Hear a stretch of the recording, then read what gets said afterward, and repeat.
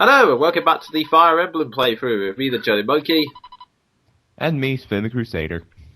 Now, this is where things become slightly different, because, as you know, last time we finished the prologue, and this is where the real game starts.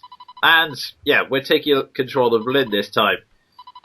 And as the screen no, we're not taking control of Lynn, we're taking control of anyone. Darn it! Anyone's the curse every time. But yeah, this is also... I suppose it could be worse. It could be my curse in that I can't pronounce his name at all. Yeah, I think it's anyone, but I'm not too sure. Anyway, this is this is also where the plot begins to catch up to us, and this is what the rest of the world looks like. Wow, that's a big To think, only in Fire Emblem would that be a big revelation. True. Actually... Yeah, this is what the rest of the world looks like. Well, to be fair, the prologue was all scale on purpose, but... True. Actually... You still find that funny. There is also, there are some continuity issues that were added in translation. First of all, Hanan the Horseman, who is apparently meant to be the founder of Sake, was actually a woman, but they were changed to... a man for no apparent reason, and... That's, why? Yeah, and the second... I think it's just a mistranslation, but the second thing is that, and this one I really can't understand, the European version changed some of the names in translation. So, for example, bird spelled completely differently, or evenly from the way it's written on the dialogue boxes, and the way it's on the map. Huh. And if you think that's a weird history, ho, I've got a big rant coming about the European version towards the end of this playthrough. Wow, I have not seen this map in a long time. Yeah, as you remember, this is Eddie with our good old friend, and well, Anigari will be controlling on the left, and that's his mother on the right, who we won't see for a while. And I don't think he's even named.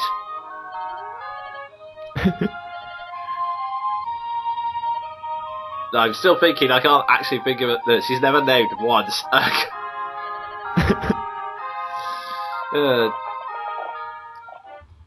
And yeah, this is the Jagan, that's the fans would call him, Marcus, who is consistently useless no matter what.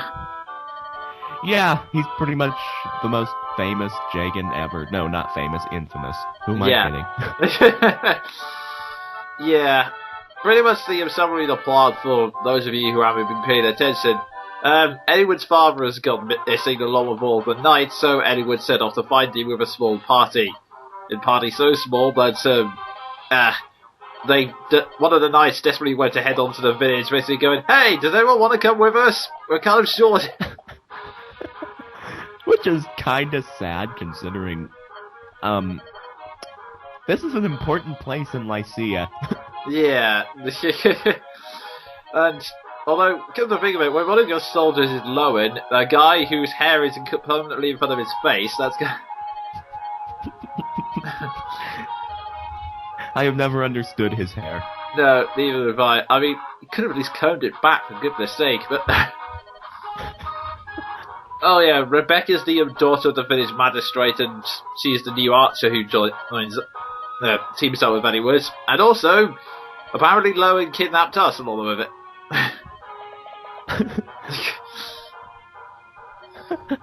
Yeah, so this is also apparently we happen to be staying in the village at the same time, so that's the context the tactician comes back in.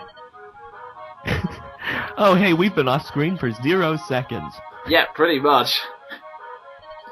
Actually, the funny thing is that the whole tactician thing, I've only just found this out, is completely optional. If you choose not to create the tactician's profile, you can this entire bit will just be cut out and the scene will play as normal, so... Really? Yeah. I did not know you could do that. Neither did I, but I found it out with the optional dialogue boxes. In fact, there is actually... One funny thing which I'll talk about towards the end of the playthrough, but there's one alternate version of a scene that is mildly amusing. But yeah, this is essentially the basic situation we had for most of the prologue, to be honest. Bandits, kill them. Well, we don't have a problem with it, and it always works. Always fun. Poke. Yeah. Yeah, anyone's kind of a more traditional lord in that, unlike Lyn, whose sword is based more on a katana, anyone's swordsmanship is based more on the rapier, so he's more of a fencer, to be. Yeah. Although I'm giving him Marcus's steel sword, because to be honest, anyone's going to make better use of it than Marcus is. That can be said of almost anybody. That is true. I'd be willing to wager Dorcas could make better use of that steel sword than Marcus. Anyway. Yeah. You're a lot kinder than I was. I was going to say Rebecca, but anyway. Yeah, do we get reinforcements pretty early? The first being Dorcas. Yeah, he was the first to come back. And the second is Bartray, who you'll only know if you play Fire Emblem 6 first. Which practically everyone in America didn't.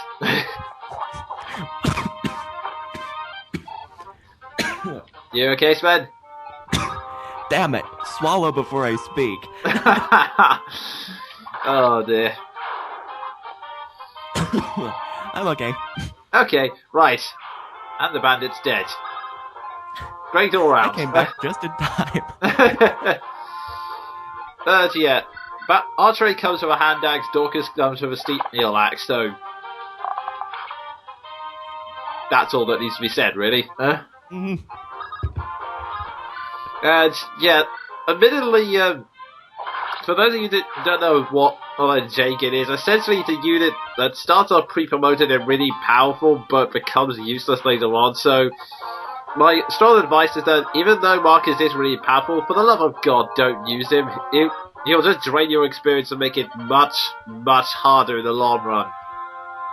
Yeah, basically only use them in case of emergency.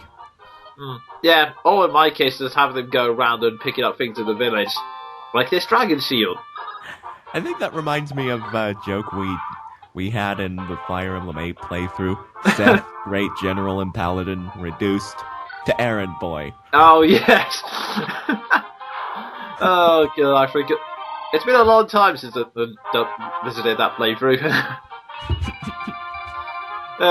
But yeah, we may get back to Sacred Stones once this game is done. Or maybe we'll do a completely different series, who knows? Ooh, the suspense. Yeah, that's something we'll decide once this is all done and dusted. But at the moment, we're still in the new beginnings phase. Yeah. This could take a while. Anyway. So, yeah, we begin this long, slow march, and actually, you know what, thinking about it, I could just cut out several turns of moot killing, but I'll just save that for the... And who knows, we may end up having me say something random like that one time I went beware the purple shorts. Oh, yes, although, to be fair, there's not a lot to work with here. I mean, the bandits all look the same, apart from the flying headshots bit. True. And, well, the fighters still have the flying headshots bit as well, kind of figure. Of Fire Emblem physics. Yeah. Heck, we even saw Orca's System Critical, which mostly consisted of flailing the axe around like an idiot, then go for the headshot. He did Swordmaster acrobatics with an axe. That's pretty impressive, you gotta admit. Yeah, really kind of is.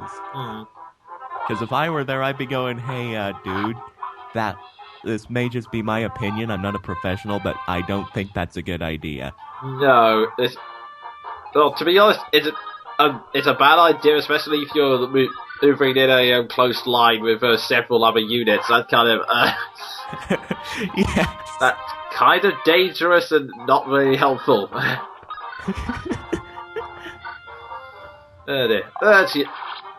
Yeah, the mission's pretty simple. That is you can probably tell that, by the way, we're desperately struggling for any kind of commentary. Yeah, all I can say is poke. Yeah, really. I think pretty much every single lord that has a rapier is based their fighting style around poking. Well, that's pretty much the same with real life, so I guess it's justified. True, although fencing actually kind of had the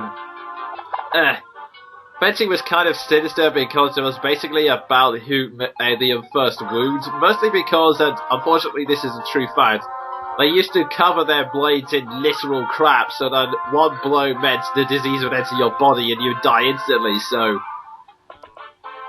I don't understand those medieval people.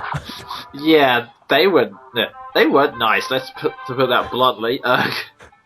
Yes, Fire Emblem is putting it lightly. Yeah.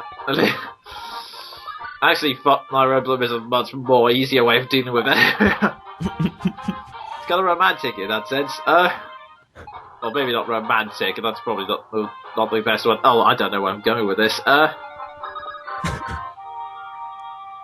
Anyway, this is Low. Yo, bye. Yeah, to be honest, half of the units on this map you're not going to see again. I think it's in the later stages, because, to be honest, I'm not a big fan of fighters or archers, and I'm really not a big fan of Lowen, to be honest, so... I'm not a fan of his hair. And I think it is... To be honest, now that I think about it, the only person I plan to use again in the final stages of the game is Edward, and that's pretty much because you're forced to. Not that I have anything against Edward, it's just that he's average. That's all I can really say about it. Yeah, he's not very interesting. He's kind of meant to be the all-rounder in terms of stats, but that basically just means he's outclassed by a few certain other individuals that I'll explain later. And we'll meet later as well. But yeah, this is the boss. Whittle down his HP and then get the sword users in on him. And for the life of me, I cannot pronounce his name at all. Yeah, you may have noticed I'm not pretending to pronounce it. I mean, hey, you can see it, people. Try and pronounce it. Go on, I dare you. No, try, but no, wait. No, the only way you can do that is with a video response. Comment second. Beware my massive green beard before I die. Oh dear. Yep. Unless you try to write it phonetically. Anyway, but yeah, I know. Just a quick for first-time players who are planning to pick up this game. I know it may be tempting to just leave anyone on the sidelines, but trust me, that's the worst thing you could possibly do. It'll just make things harder for yourself. Yeah, you might end up like me with a level 2 Elliot in chapter 26. Oh, I swear to God that happened.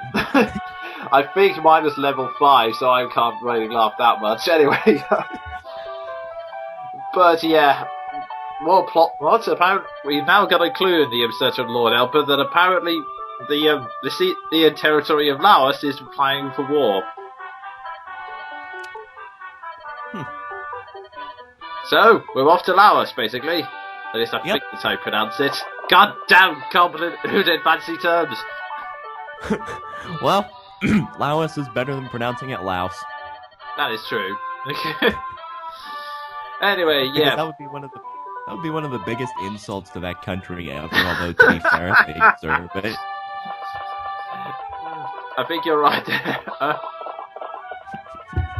And so, yeah, quick summary of the scenes. Rebecca goes with us, intending to find his brother, and we're being dragged along with her. You know something I just realized? They're meant to be related. Yeah. They look nothing alike. Well, I guess that's part of the mystery. Those of you who haven't played this game before have no idea what we're talking about. So, you can find out by watching the rest of this playthrough. That was me, the Jonin Monkey. And me, Sven the Crusader. Yay, unidentical families. Hey.